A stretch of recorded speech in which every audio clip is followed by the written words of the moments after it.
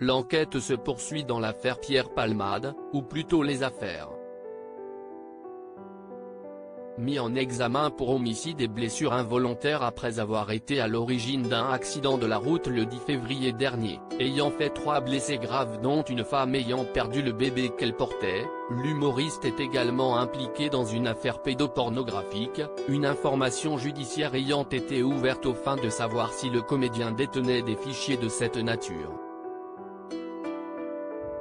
Selon nos confrères de BFM Télévision, en ce 3 mars 2023, aucun contenu ou fichier pédopornographique n'a été retrouvé dans les appareils numériques, ordinateurs, tablettes. Saisie au domicile du comédien. Pierre Palmade est actuellement assigné à l'hôpital, placé sous écrou, et soigné pour l'AVC dont il a été victime le 25 février dernier. Il devrait être déféré à la prison de Fresnes dès que son état de santé le permettra, puisque la Cour d'appel de Paris a décidé son placement en détention provisoire le 27 février dernier.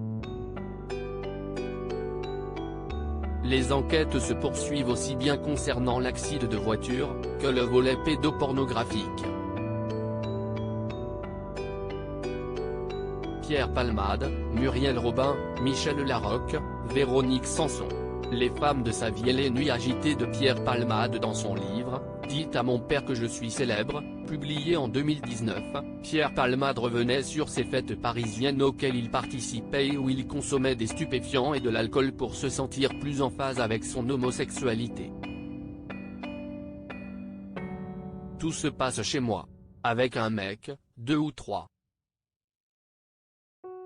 Ce sont de longues heures qui durent toute la nuit, parfois la journée suivante.